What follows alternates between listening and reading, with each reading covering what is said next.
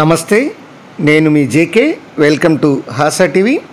ఏపీలోని Vijayawada railway division పరిధిలో track మౌలిక సదుపాయాలను ఆధునీకరించడంలో రైల్వే శాఖ పనులు వేగవంతం చేసింది. ఈ ట్రాక్ మీద గంటకు 130 కిలోమీటర్ల వేగంతో ప్రయాణించేలా ఈ అప్గ్రేడ్ చేస్తున్నారు ఈ ట్రాక్ పనులు. దానికి సంబంధించినటువంటి విషయాలను ఈ వీడియో ద్వారా మీకు తెలియజేస్తాను. వీడియో చివరిదాకా చూసి ఒక్క లైక్ ఇచ్చి మీ అభిప్రాయాలను కామెంట్ రూపంలో తెలియజేయండి ఫ్రెండ్స్. ఆంధ్రప్రదేశ్లోని విజయవాడ ట్రాక్ మౌలిక సదుపాయాలను ఆధునీకరించడంలో విజయవాడ రైల్వే డివిజన్ పనులను వేగవంతం చేసింది. ఇందులో భాగంగా 1287.76 కిలోమీటర్ల మేర ఈ ట్రాక్ను ఆధునీకరించింది. ఈ ట్రాక్ మీద గంటకు 130 కిలోమీటర్ల వేగంతో ప్రయాణించేలా అప్గ్రేడ్ చేసి పనులు ముమ్మరం చేసింది దక్షిణ మధ్య రైల్వే. గంటకు 130 కిలోమీటర్ల వేగంతో రైళ్లు ప్రయాణించేలా డివిజన్ పరిధిలో 58% ఈ ట్రాక్ పనులు ప్రస్తుతం అందుబాటులోకి వచ్చినట్లు రైల్వే అధికారులు అయితే తెలిపారు.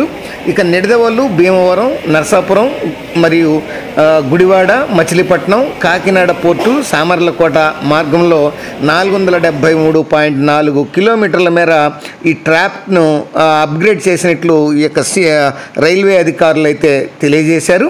ఇక ఈ ఆర్థిక సంవత్సరంలో 129 కిలోమీటర్ల మేర ఈ యొక్క స్లీపర్ రెన్యువల్, 164 కిలోమీటర్ల మేర ఈ రైల్ రెన్యువల్ సాధించినట్లు కూడా రైల్వే అధికారులు తెలియజేశారు.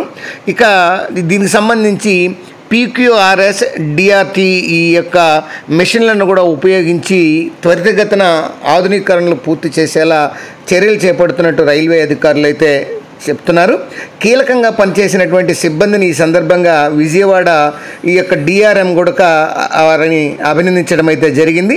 టోటల్గా ఈ విజయవాడ రైల్వే డివిజన్ పరిధిలో ట్రాకుల ఆధునీకరణ చాలా వరకు 50% అయిపోయింది.